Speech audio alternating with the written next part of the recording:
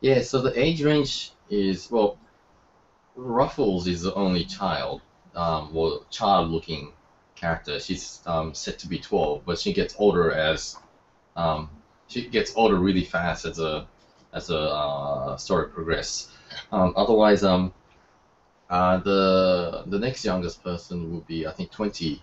I think it's Marcus, and then it goes up to really old people. So yeah, actually, Siriana is probably the oldest out of the whole group. I think she's like 100 or something because she's an elf. Wow.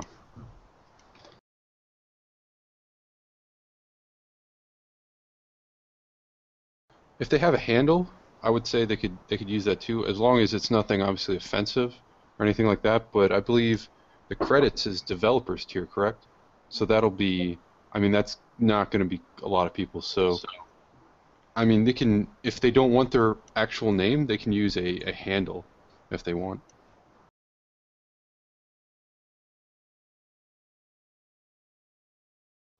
We haven't decided yet that because there's a lot of testing we have to do before we actually find out about how long is right, and how long it should take for people to get up to level 99, which I think is level cap right now. We haven't really decided on level 99 either. It's still up in the air, but it will be pretty hardcore because I think most of our the developers are hardcore gamers in the first place. Sorry, what was Ben? What was the question again? It was the for the hardcore. Yeah, I just want to see how, like, if the game is going to be hardcore. Oh yeah, how like much as far as time goes, it's obviously going to be dependent on the player. If someone's skips all the cutscenes, runs through everything, and they can beat it in 15 hours or less, that's obviously going to happen in any game, regardless of whether it's a Final Fantasy and it normally takes 60 hours to beat. But we're going to try to make as much content as possible, not just a main storyline, but also side quests as well.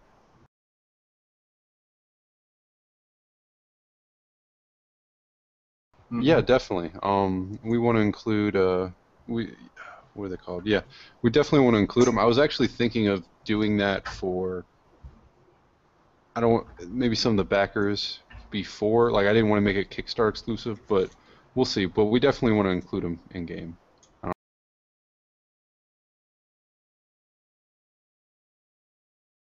Depends on the class. Some weapons are available to other classes, whilst other weapons are not. Or some classes are able to make use of myriads of weapons. Like Marcus is a weapon master.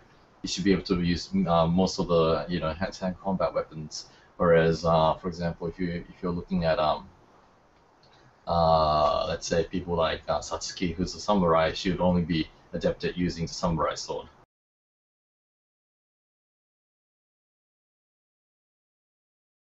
I guess it really depends on what type of programming experience. But yeah, I mean, like I posted I think before, it depends on what you want to do and what you're able to do. So if if you can perform and you want to be given tasks, we can definitely it's hard to say what we'll need you to do because we're still at a basic level though. But that's kind of our plan. Right.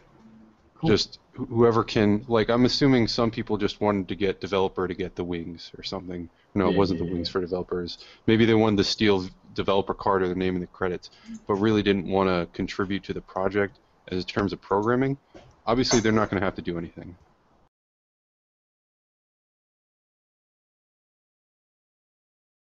Okay, if I can remember, so it'll be the Templar, it'll be the Paladin, it'll be the Battle Mage, it'll be the Ninja, or the Kunoichi, which is a female version of the Ninja, which is basically the same except they're female. It'll be the Samurai, it will be the Dwarven Tank, and the Pathfinder. These are the 7 classes that we can announce right now. And what was the next question? Well, okay, so he's asking, so since there's... thief, right. Yeah, you always like playing as a thief. Is there ability to steal items? Maybe we could make the ninja steal items. I mean, the ninja can ninja stuff, right? It's essentially Yuffie. Yeah, exactly. Yeah. So yes, Yeah. there will be a ninja that apparently steals items, but there will not be any materia. Right. Exactly.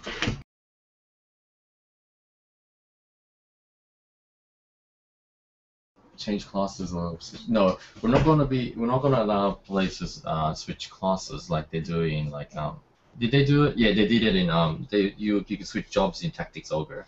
So yeah, you can't do that in our game. And but you can change certain abilities because you have skill trees and you can unlearn your skill tree. I mean, it's not unlearn, you can just redistribute points on skill trees. So there's no cost for that. It's just return points, go back. Yeah, I don't think we should put costs for that at all. Okay. I think it should be like a Okay, so they can't become, say, like a mage to a paladin, but they can become a different type of. Yeah, exactly. Different tree. So basically, maybe like I don't know. We haven't really decided on this, so please don't quote me on this. But we could maybe have like a single target DPS tree for the samurai, and then have a AOE DPS for the another tree for the samurai like that too. So yeah, things like that. And you want to change your skill set dependent on what the squad component of the certain squad that you want to put together, like a samurai mage and a Templar or whatever, to make special combos and stuff like that. And the skill trees are dependent on who you're going up against. So if you're going against millions of minions, then you probably want more AOE rather than a single target DPS. Whereas if you're going against a boss, you probably want like single target DPS better. But there are some bosses which gets minions, so you might want to have like a single target DPS squad, and then like a AOE squad to deal with the minions and stuff like that.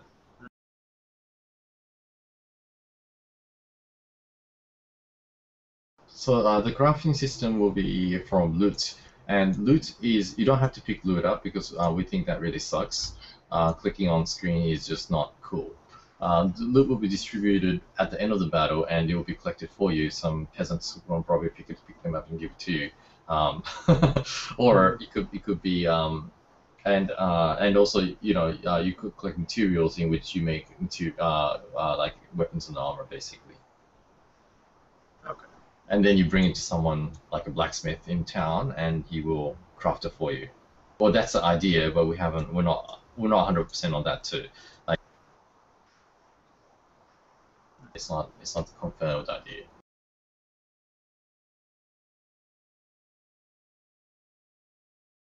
You'll be able to max them out, but only like one specific skill tree. You can't max both of them out. I think that's unbalanced. Okay. Yeah.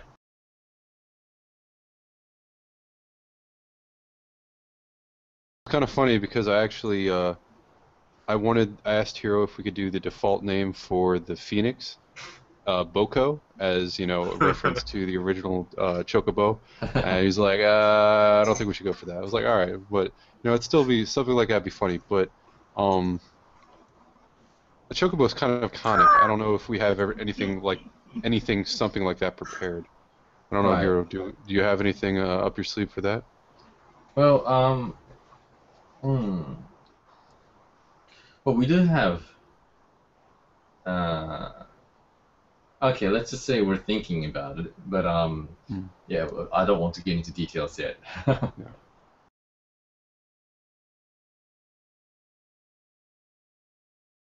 I mean, it's not going to be slow, or you won't be fast. It'll be just right if you balance the game properly.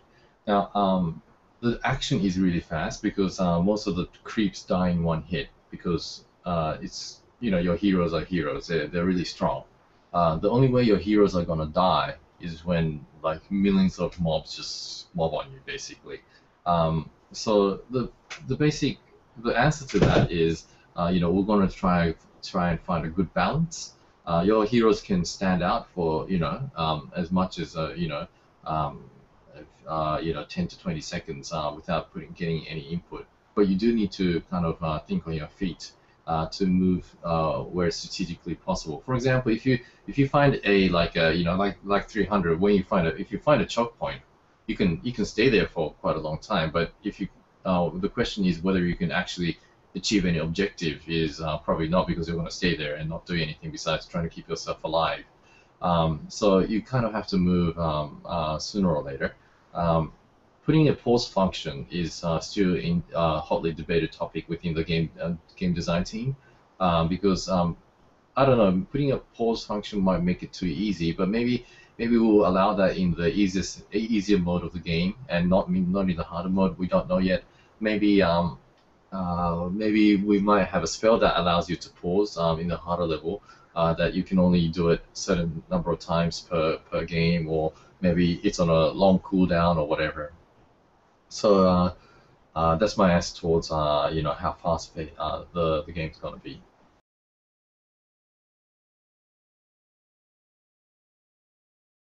Yeah, that's essentially. Yeah, you have to max out. Well, you don't. I mean, you can split up, but the only way to, okay, you can't max out both skill trees, so you can't get the ultimate skill on both trees, because that's not fair. Like LOL. Yeah, like LOL, basically, and like WoW, and like anything else. We tried to get game ideas from those games because they spent tens of millions of dollars thinking about these things, and then we're just gonna binge on top of that. I'm just kidding. But we do want to learn from their experiences, and we want to make it better. And I think it's important that we make a good balance. And having a maxed out skill tree on both, may feel good, but in terms of actual gameplay, I don't think that's really a challenge for video games are supposed to be a challenge, right?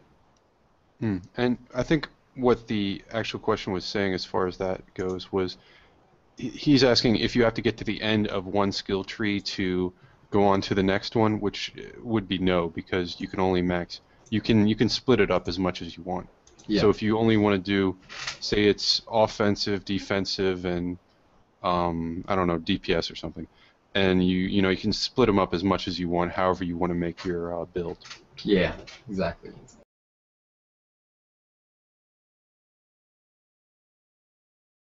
But what if these flying enemies are like gargoyles, and they get into hand-to-hand combat with a melee unit? Just levitating. It'd be unfair. Yeah, essentially floating. Yeah. Yeah, I think so. It'd be unfair if the melee unit can't attack the gargoyle, whilst it can, the gargoyle can attack the melee unit in hand-to-hand combat, right? So I think the question is no.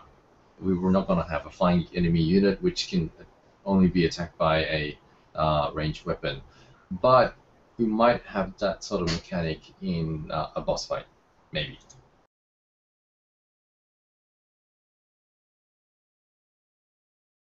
How will it work? Basically, that's a Vaughn question. That's not really my question, but for beta, you can press on the screen, right?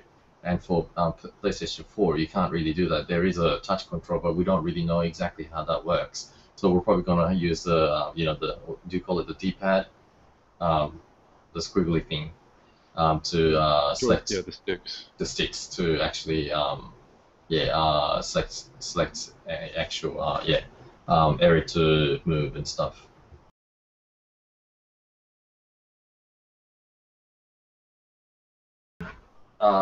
We are thinking about other classes and stuff like that, but the thing is, we want to make a compact, good game first. And as you guys understand, this is the first game I'm actually directing, and although the team who is working on this are veterans in their own field, we want to make a game that actually works and is fun, rather than have like 144 classes and jobs and make sure everything works perfectly.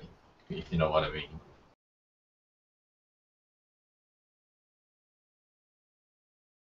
There's lots of spells, like it could be buffs, debuffs, dots. It could be like a cast, something for cast timer that you have to stand still to actually cast, or it could be an insta cast. There are lots of spells, and most of them are on auto cast and dependent on how you set your AI. So like it's like auto cast your best spell all the time on aggressive. The mage will keep on doing that, or go on defensive. He'll keep on moving and do instacasts and snares as he retreats, stuff like that. You'll be able to set everything up on your AI. And all of these spells and abilities are going to be dependent on what you spec into in your skill trees. Yeah. So maybe there's a certain spell or ability that you can only get by speccing a certain way, or some sort of cooldown that, or reduction of cooldown that makes it just an instacast or something like that. So Yeah. it's all going to be very configurable.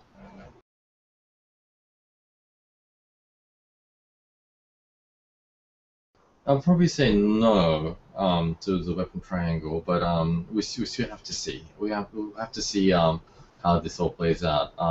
Because the problem with the weapon triangle is that if you don't know what level you're playing, and if you bring a weapon that's like not so good against other weapons, and you have to balance out your weapons, it doesn't. I don't think it brings fluidity and options to the player. So I want people like if somebody likes swords better than hammers, then why don't they just take swords? I really think we should really allow the player to have flexibility. If you have a triangle, there's no flexibility.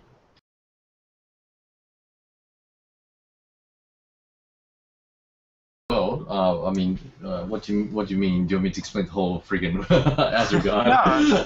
Well, I guess we can leave some to the story in the game, but Right. Anything special that pops up about it.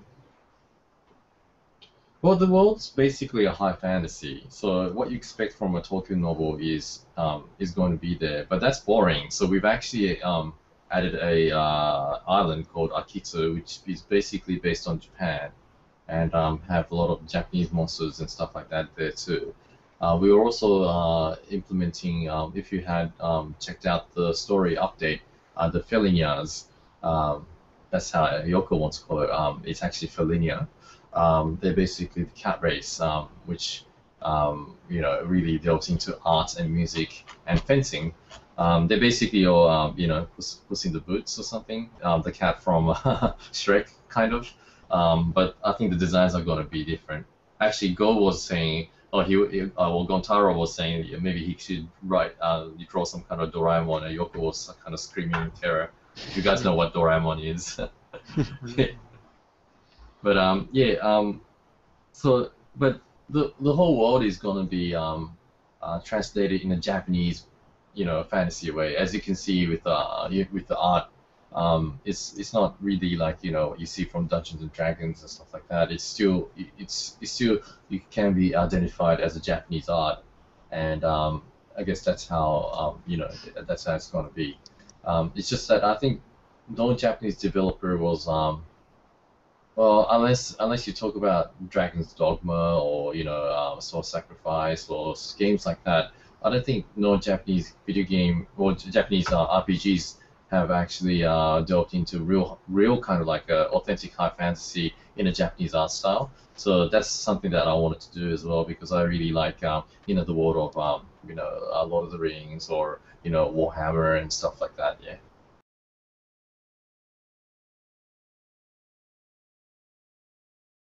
Because everybody's done that before. I can't, when we do something, we can't, I don't think we can make it more interesting than the current, turn-based or ATB style. If we're gonna make a system like that, I'm just gonna call Sakaguchi-san and say, would you like to kickstart a classic type, or would you like to kickstart a new Final Fantasy, and call it Final Fantasia or something. And I'll be doing that. But because I really believe that RTS is very much in line with what the JRPG should be, and how how it's so natural to have well, I found Warcraft really fun, especially those little team battles, and I just felt like every time like, for example, in League of Legends, how you level up your character to 18 every time. Was it 18? Yeah, 18 every time. You fail your lane, and then you go jungle. And then you jump off a cliff. It's just not fun. I like to treat my characters with dignity and respect. Not that I don't like League of Legends. I actually like League of Legends a lot. But it would be cool if you can keep on building, and the more you build, you feel more attached to your character, and this is your character that you're building, and this he or she is going to build up all the time. That's why RTS in combination with the JRPG elements would really make sense. Now, my definition of JRPG is not really about the combat system at all. JRPG is about the story and how the story is told. So, and anyway, JRPGs have lots of combat system besides RTS. So that's sorry, not besides RTS, besides turn-based combat. And there's hack and slash as well, and stuff. One of my most favorite games is Secret of Mana, and I think it's safe to say that we should really think about stop thinking that JRPG is really has to be turn-based combat.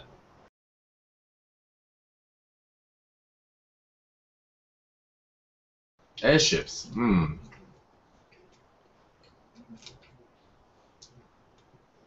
I don't know. And will it be called the High Wind? No. Run by move. Well, currently there you can ride on dragons, and there will be like nature check. Normal ships, but I don't know about airships. Our world isn't really steampunk, and also it's not like Final Fantasy IX, although that's one of my favorite games. Our concept for this JRPG is have Japanese design but with Western functionality. So Japanese designs are really cool, but it's just too crazy, and that might be the good thing about Japanese design, but it's not it's not believable. You want it to have it believable at the same time have awesome looking and designed characters and whatnot, basically.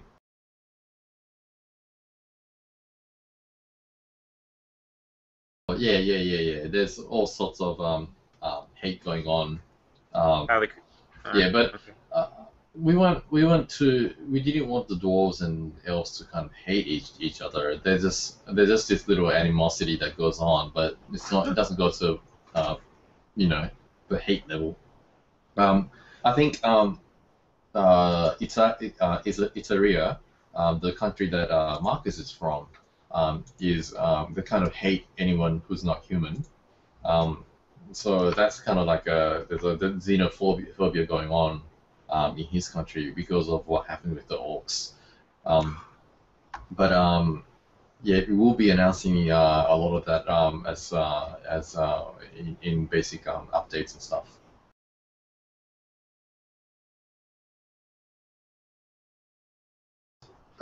Completely cosmetic. Everything that we sell, or we don't sell, or we give away, or items like that, it can't be like we can't allow people to be overpowered just because they pay or anything.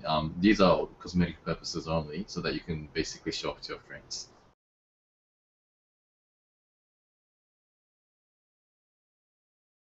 Both. The best from both worlds. Easiest answer there is. Yeah, both. So imagine tactics as a real-time strategy like StarCraft, and that's it. I like that. That sounds really fun. Yeah, it's a good idea, right? That's why we're doing it.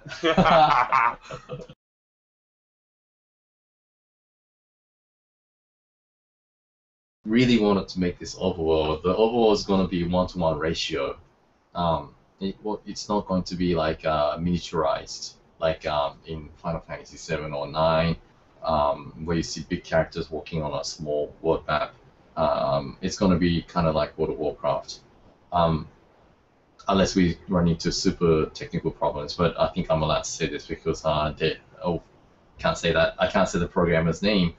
But our programmer said he should be able to do this, and we should be able to have a huge overworld where you can, listen to Everglade music and, go on horseback and stuff like that.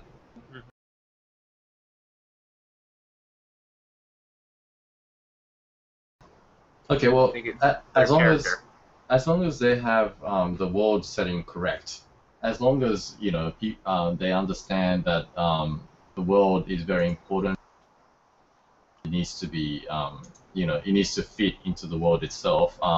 They have full control over how they look.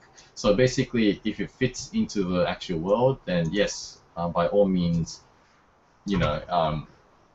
go all out on the character design and everything. But yeah.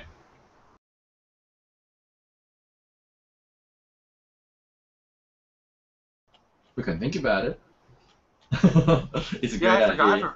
I forgot those even existed. That's actually pretty neat. Yeah. We could do that. Or, That was fun. I mean, timed events are pretty. I think it's pretty important because then you could do the Assassin's Creed thing where chase somebody down or yeah. I like to do that.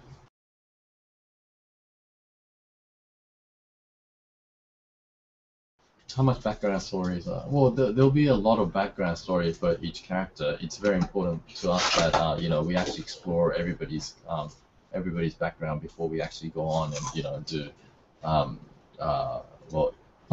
adventure with them. There will be also background stories on each like NPCs that you meet as well, so that the world feels complete.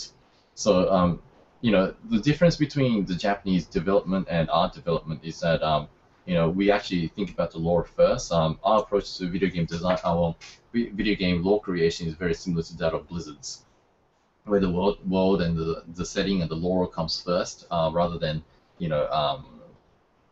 everything revolving around the main character.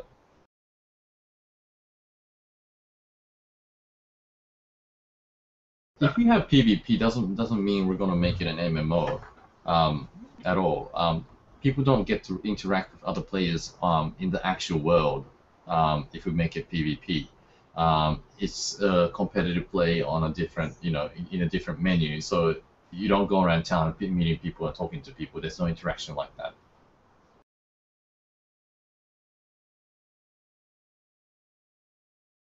Yeah, that's something that I've been thinking about myself. But we probably, do like a shorter soundtrack.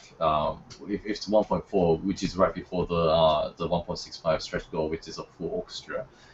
Instead of recording 2 hours worth of orchestra, maybe we can record like half an hour or an hour worth of orchestra.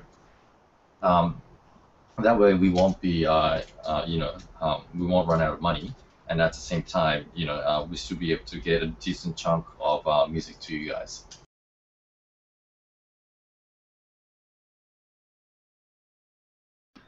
We haven't really decided, but I don't think we want to make it super long because then we have to save, and then our moms could barge in, and or like something could come up, and we're thinking about being able to pause the game and save it wherever you want, but you don't want to be interrupted in a battle. I would say like I don't know. That's something I guess I should figure out with my staff a bit more. But maybe 5 to 10 minutes. But maybe we can have some missions as long as 30. But I don't know. Really, I don't know. We need to test it.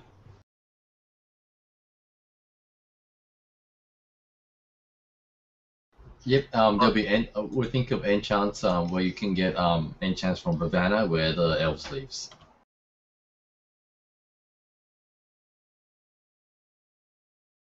Kraken.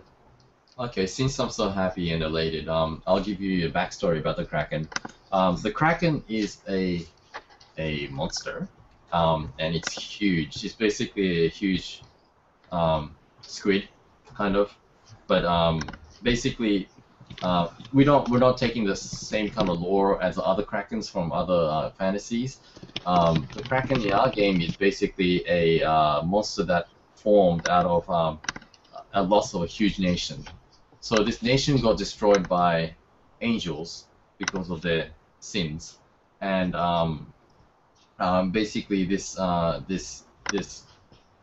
feeling of anguish has just become this huge monstrosity like the Kraken, and this has other backstories to it which I can't spoil because this is a huge spoiler. But basically, inside the Kraken, there are people who, because the Kraken doesn't really have a digestive system, there are people who live inside the Kraken like parasites, and they can't get out yeah. of the Kraken as well. And but once you get into the Kraken, you understand what the true meaning of this Kraken is and who is really the bad guys.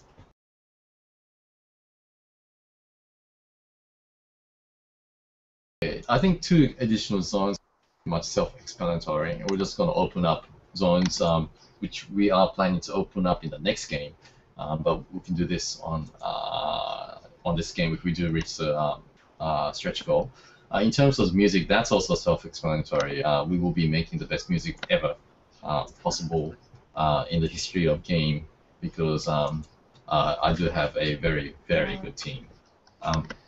So yes, and we'll be recording at Sydney Fox Studios with John Kurlander, who is the guy who did the Beatles. He also did the Philadelphia Orchestra with George Ormandy. Was it George? I think it is. I'm just having a mental block. And also we're going to basically have Nobuo Uematsu come to Sydney Fox Studios and do all these recordings with us, and Tomoki and Kevin as well. So these are very exciting, and I'll be personally supervising the music, the creation of the music itself. I was primarily a music person, so please trust me when I say I'll do my best to make sure that the music will be the best ever JRPG music ever.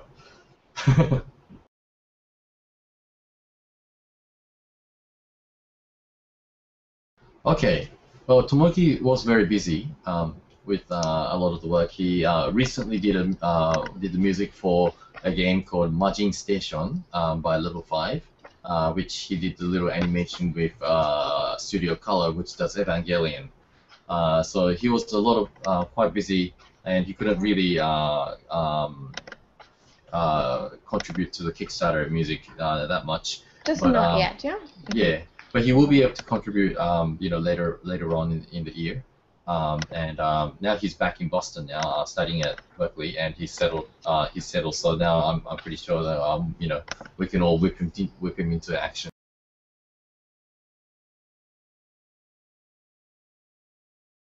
This all depends on how much.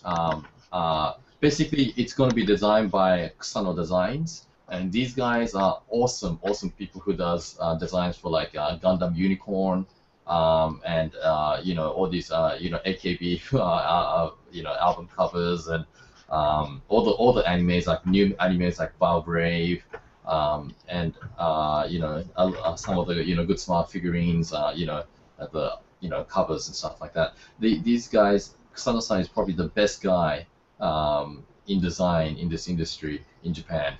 And he's going to be designing the artbook for us. He's not an artist; he's a designer. So I'm at the mercy of what he's going to say because he's basically a god at designing. So if he says hardcover, it's going to be a hardcover. If he says if it's going to be like 130 pages, it's going to be 130 pages. Whatever it is, it's going to have all, if not most of the art, and it's going to look good.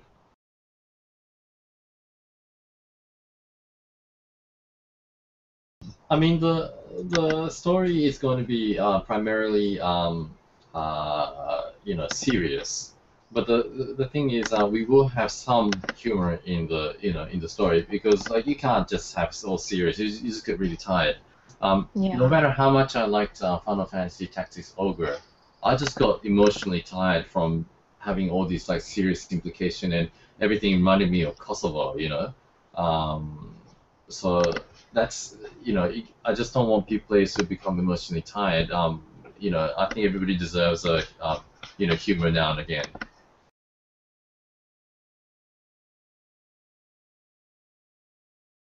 No, it will not be weighted, and it will not affect the ability for the characters to move. However, there are certain armor that each class can wear. So I guess in a way, heavy armor for the dwarves, whereas light armor for the ninjas.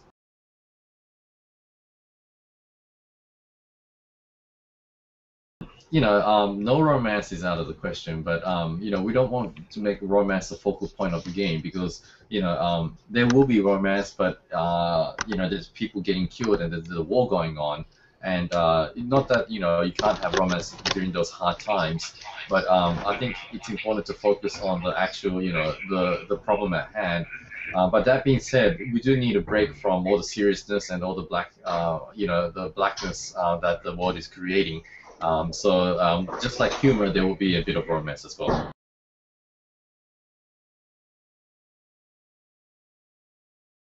Yes, there will be.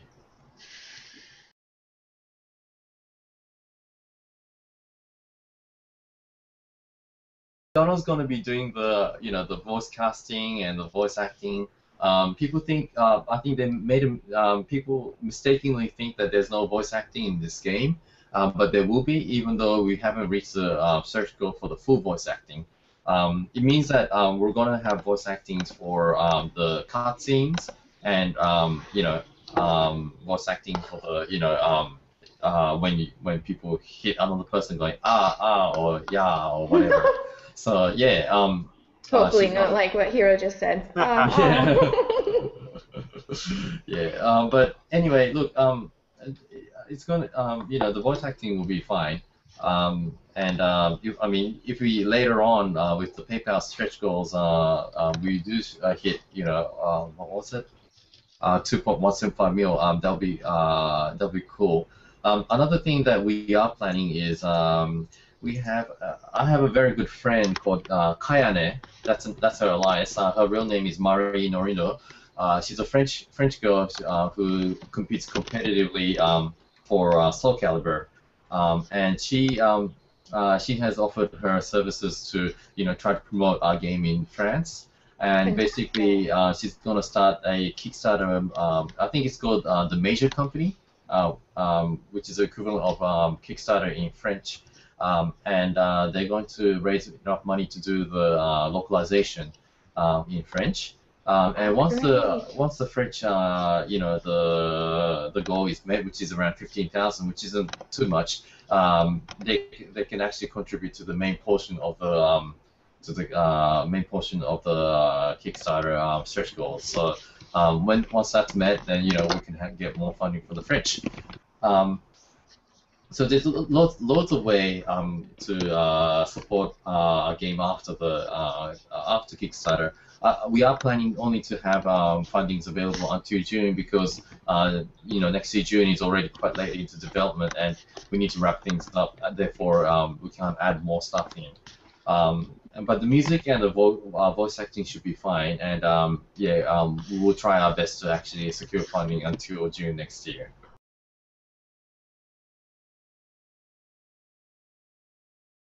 So the guild hall is not really the player home because it houses everybody basically. So you have your whole team like lounging in the guild hall, and there's a lot of functionality to that, which we haven't really talked about. But maybe we'll talk about more as we approach that stretch goal if we are able to approach it. But it's going to be a cool place where people can hang out, basically. Your people, basically, that you basically brought up and leveled, basically.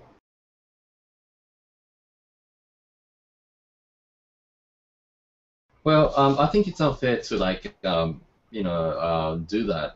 In my opinion, I want things to be I want options to be open most of the time for gamers, and having something early on that early decisions that you make might be too cruel to have it changed later on. But I do have a cool system. Now, do you guys know the Kabbalah numerical system? No? Yes, maybe? Not sure. Well, the Kabbalah numerical system is where you calculate numbers based on your birth date and your name. Oh, I yeah, think. I'm familiar. Yeah. Now, Tactics Ogre had a similar system where you put your birthday and it changes what what kind of clan what do you call it group you're from and stuff like that. But in our system, we have minor attribute changes dependent on what day you were born. And depending on each day, there's also minor attributes that changes. For example, on Monday you might have +1 to strength or +2 to damage, or whatever. On Tuesday you have like +2 to luck or whatever. And some of the dungeons will open up dependent on the day you actually visit anywhere. Now, you can find out all this information for the fortune teller Mizuki, who's actually my wife. She's a little bit of a fortune teller. She's a spiritualist and whatnot. She can see through your life and tell what's going on, and she actually gets it right most of the time. That's why my program's really scared of her.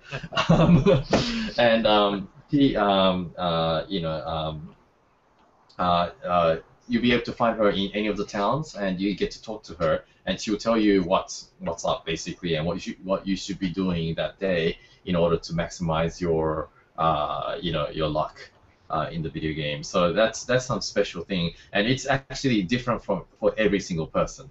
Like I think there's like 7 or so, maybe 9. I don't know. A lot of possibilities with what kind of luck you have on each day, and that actually creates a lot of diversity into the game.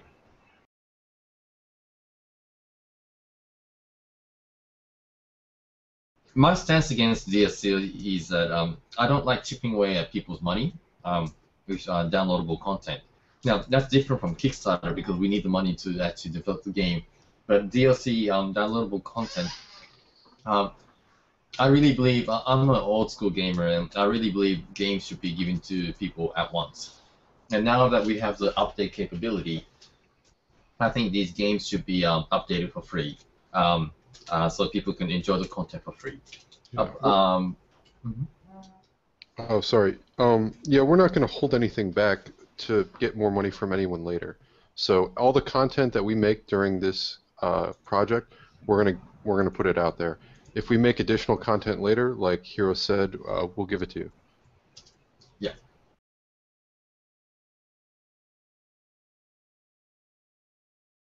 It depends if they see you. If they see you, they'll react. But if they don't see you, they obviously won't react.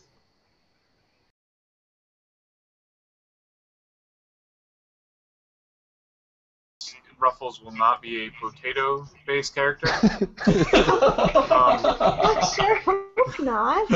We could give her a potato gun though. That could be one of the allocables. She shoots her enemies with that. That'd be interesting. That's a good idea. Don't get it started. That is too good. You know what? It's a potato gun that fits into your arm like this. And there's the tie-in. There it is. There it is. You have to make that happen now. I don't care what happens. You have to make this one thing happen. Oh my god, I had the best idea. I'm not gonna share it with you guys, but next meeting.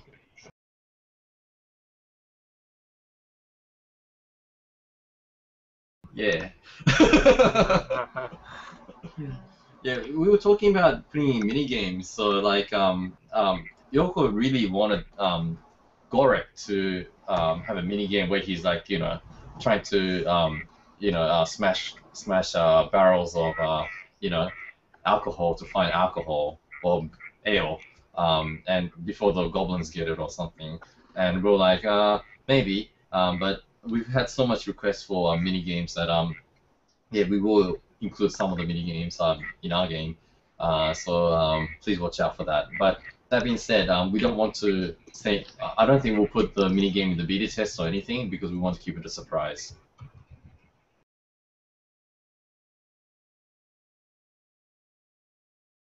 So basically, we'll be Satoshi Onoda is a guy who's doing all the the website and the the filming and everything. He will be filming the dev crew and what we've been going through and interviewing everybody. And we'll be doing that. But please do tell us what you want, because it is a making of documentary for all the the people who bought the tier for the making of. So if you want us to film somebody in a specific work environment and stuff like that, we'll definitely make that happen for you guys. And because we're always at the work desk, we don't know what you guys really want. So if you let us know, we'll definitely try and cater for that.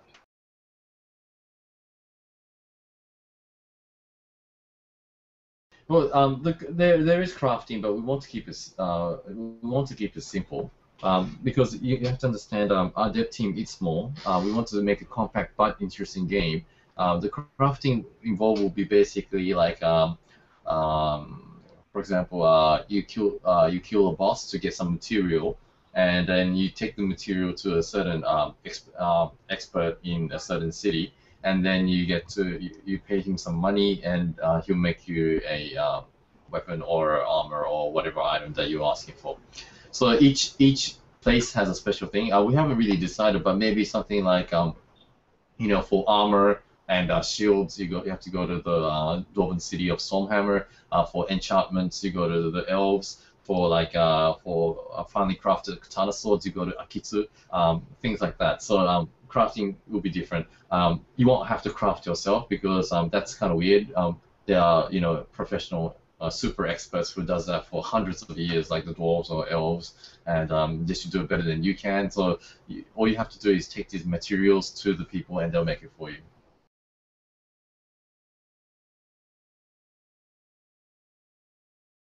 Yes.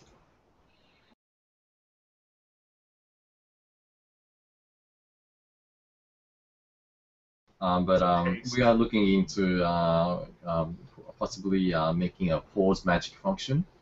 And stuff like that. And haste is slow, the usual stuff, even like snares. Oops.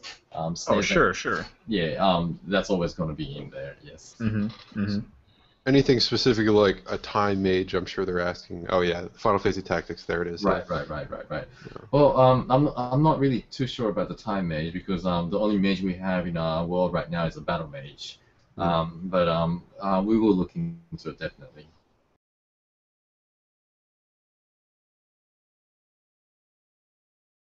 We want like a proper bird's eye view, like we call it the quarter view, similar to Diablo 2 or StarCraft, Warcraft, and you'll be able to zoom a little bit, just like League of Legends, but not that much.